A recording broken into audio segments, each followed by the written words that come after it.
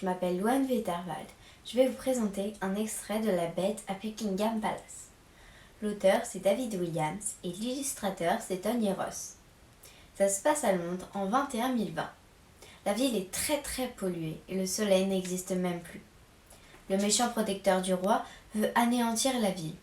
Alfred, le prince, veut sauver la ville en faisant une révolution. Mon passage se trouve au début de la Révolution. Quand ils furent relativement bien abrités par le sceptre, ils se hissèrent sur son toit. « Où est grand-mère » demanda la reine en regardant autour d'elle. Le garçon secoua la tête. Il n'arrivait pas à le dire. « Parti » demanda sa mère. Il hocha la tête. « Non » fit la reine, tandis que les larmes lui montaient aux yeux. « Non, pas cette vieille chère grand-mère. Comment est-elle morte ?» Elle a reçu un tir dans le dos. « Je suis désolée. Je sais combien tu l'aimais. » « Oh oui, je l'aimais vraiment. Je sais combien aussi elle t'aimait. Il y aura toujours une part de grammaire en toi.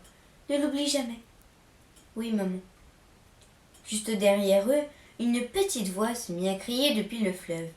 « Ne m'oubliez pas, moi non plus !» Alfred plissa les yeux pour voir d'où cela venait. « La puce !» s'exclama-t-il.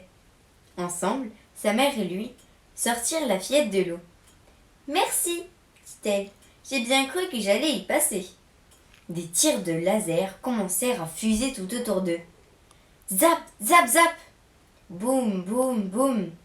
Ils s'appèrent tous les trois solidement à la coque, parce que le sceptre venait de repartir au fond, laissant derrière eux la tour de Londres en flammes.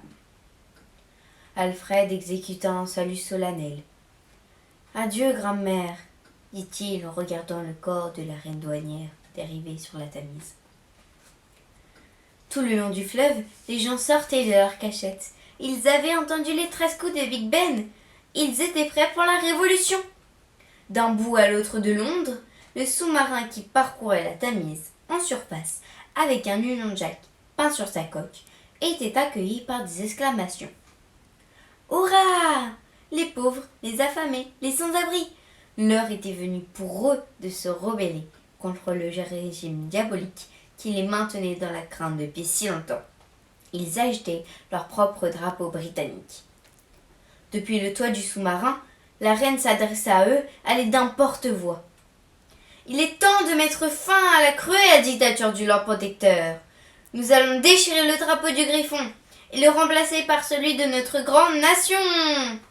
Hurrah !» Sur la rive, un homme corpulent d'origine indienne se mit à crier en agitant un sac de bonbons périmés depuis longtemps. « Qui veut profiter d'une offre spéciale sur mes délicieuses guimauves ?» C'était le rage du futur. Il était exactement identique au rage normal, si ce n'est que ses confiseries étaient encore plus anciennes.